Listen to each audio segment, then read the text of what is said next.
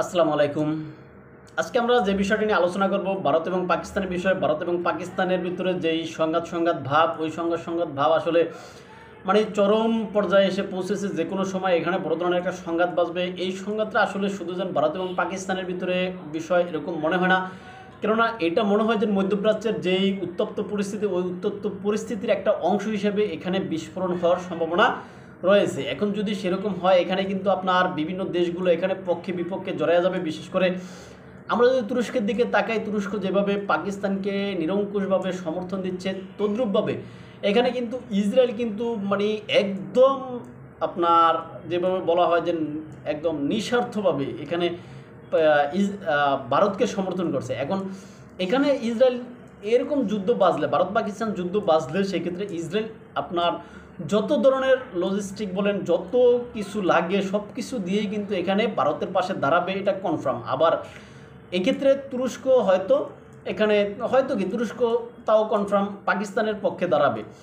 এখন যদি এরকম হয়, সেক্ষেত্রে যতটা বলা যায় যে চীন এখানে কি করবে, অনেকেই আলোচনা করতে চেষ্টা করে, অনেকেই বিশ্লেষণ করতে চেষ্টা করে চীনের ভূমিকা নিয়ে। তবে চীনের যদি অতীত রেকর্ড দেখা যায় যে চীন কোনো দেশের পক্ষে সরাসরি সামরিক মানে শক্তি নিয়ে দাঁড়াইছে কিনা, কিন্তু আসলে ওইরকম চীনের ইতিহাস নাই। কেননা এই ভারত পাকিস্তান যুদ্ধ হইলে যে পাকিস্তানের পক্ষে সরাসরি সামরিকভাবে সহায়তা নিয়ে চীন দাঁড়াইবে, ওইটা মনে হয় না। কেননা চীনের যে সমস্ত বন্ধু রাষ্ট্র আছে, চীন কোনো রাষ্ট্রের সাথে বা কোনো রাষ্ট্রের আপনার এই দুঃসময় বা যুদ্ধকালীন সময়ে যেন সরাসরি সামরিকভাবে বা সামরিক শক্তি নিয়ে সরাসরি পাশে দাঁড়ানো, হয়তো গোপনে কোনো সহায়তা করছে সেটা আলাদা বিষয়।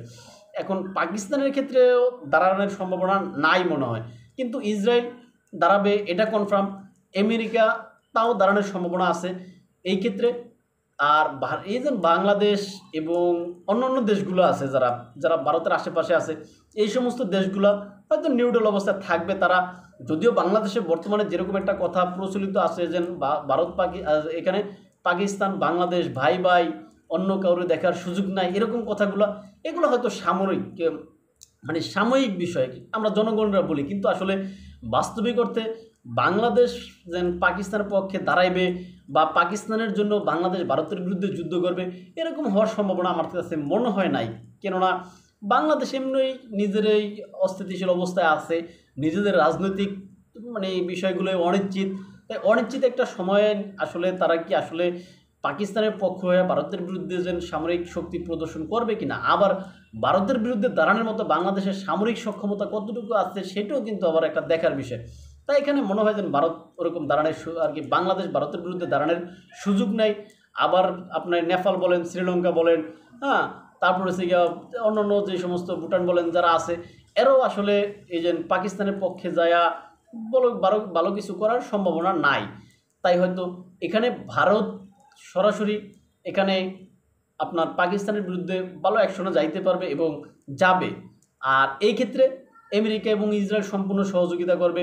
হ্যাঁ, অন্যান্য মধ্যপ্রাচ্যের মুসলিম দেশগুলো যে পাকিস্তানের পক্ষে আসবে তারও সম্ভাবনা নাই। আবার আপনি দেখেন যে বিশেষ করে মধ্যপ্রাচ্যের সাথে কিন্তু ভারতের সম্পর্ক কিন্তু খারাপ না, যদিও তারা মধ্যপ্রাচ্য মুসলিম। এখন মুসলিমরা যে মুসলিমদের পাশে দাঁড়াইবে বা দাঁড়ানোর আমরা যে নীতি মনে করি আমরা, যে এক মুসলিম আর এক মুসলিমের পাশে দাঁড়ানো উচিত বা দাঁড়ানো, এক মুসলিম অন্য মুসলিম ভাই ভাই, আসলে মধ্যপ্রাচ্যের অনেক দেশ এই বিষয়টা আসলে অনেকটা মানে না। আর তারা নিজেদের স্বার্থের দিকেই দেখে। এখন আসলে শুধু মধ্যপ্রাচ্য না, পৃথিবীর সকল দেশগুলোই নিজেদের স্বার্থের দিকে বা নিজের স্বার্থের দিকে তাকায়া তারা হয়তো অন্যের বিরুদ্ধে মানে মুসলমান নাকি সে অন্য ধর্ম, এগুলো আসলে চিন্তা ভাবনা করে না। এখন ভারত পাকিস্তানের ক্ষেত্রেও এই বিষয়টাই হওয়ার সম্ভাবনা আছে। মানে চূড়ান্ত পর্যায়ে যুদ্ধ লাগলে দেখা যাবে যে পাকিস্তান সম্পূর্ণ একা। হয়তো তুরস্ক যতটুকু সম্ভব সহযোগিতা করতে চেষ্টা করবে, কিন্তু আমাদের এই বিষয়টা মনে রাখতে হবে যে তুরস্কের আসলে এখানে সামরিক সক্ষমতা কতটুকু। আসলে তুরস্ক এখানে আপনার নিজের চাহিদা মিটায়া পাকিস্তানের পাশে ওইভাবে ওইরকম ধারণের মতো অর্থনৈতিক অবস্থা বা অর্থনৈতিক শক্তি বা সামরিক গেলে অত আপনার শক্তি তুরস্কের নাই। তবে তুরস্ক চেষ্টা করতেছে যেন তারা নিজেরা স্বাবলম্বী হইতে, কিন্তু তারপরেও তুরস্কের ওই বিষয়টা মাথা রাখতে হবে 2035 সাল 30 সালে যেরকম একটা বড় ধরনের সম্ভাবনা রয়েছে, মানে যুদ্ধ ভাবের বা বিশৃঙ্খলার সম্ভাবনা রয়েছে, ওই বিষয়টাও কিন্তু তুরস্ককে মাথায় রাখতে হবে। তাই তুরস্ক এই সমস্ত বিষয়গুলো চিন্তা ভাবনা করে হয়তো বা পাকিস্তানের পাশে ওই রকমভাবে দাঁড়াতে পারবে না, তবে পাকিস্তানের বিরুদ্ধে তুরস্ক যাবে না, এটা নিশ্চিত। তুরস্ক এখানে তার যতটুকু সামর্থ্য আছে অতটুকু দিয়ে চেষ্টা করবে, কিন্তু ওইটা পাকিস্তানের জন্য যথেষ্ট হবে না। আর চীন যেহেতু এখানে মনে হয় না, মানে চীনের ঐতিহাসিক বা অতীত ইতিহাস দেখলে চীন পাকিস্তানের পাশে সরাসরি দাঁড়াইবে, পাকিস্তানকে রক্ষা করবে এরকম না। আবার তাদের ভিতরে এরকম বড় কোনো চুক্তি নাই যে চুক্তির অধীনে যেন তারা পাকিস্তানকে বাঁচাইতে হবে, তাদের এরকম কোনো চুক্তি নাই। অর্থাৎ যতটুকু আছে ততটুকু হচ্ছে গিয়ে তাদের নিজেদের স্বার্থের খেলার বিষয় এখানে। আর এই অবস্থা হলে পাকিস্তান এখানে একা পড়বে, আর পাকিস্তান একা পড়লে পাকিস্তানের এখানে বড় ধরনের ক্ষতির সম্ভাবনা থাকবে। এখন আসলে এখানে বড় ধরনের সংঘাত বাজলে এই বাংলাদেশ এবং তার আশেপাশের যে সমস্ত দেশগুলো আছে এরা কোনো পক্ষ নিতে পারবে না ঠিকই, কিন্তু এরা নিজেরা তারপরেও মানে অস্থিতিশীল থাকার সম্ভাবনা রয়েছে। আর যদি সেরকম হয় এই সমস্ত দেশের যারা সরকার থাকবেন বা সরকার আছেন তাদের জন্য আসলে খুবই চ্যালেঞ্জিং হবে এই সময়টা, ক্রিটিক্যাল মুহূর্তটা তাদের মোকাবেলা করার জন্য। তাই আমরা চাইবো এই যে ভারত এবং পাকিস্তান এই মানে সংঘাত ভাব এটা এখানেই শেষ হোক, বাস্তবিক অর্থে কোনো যুদ্ধের দিকে না যাক, এটা আমরা একজন বাংলাদেশি হিসেবে চাইবো।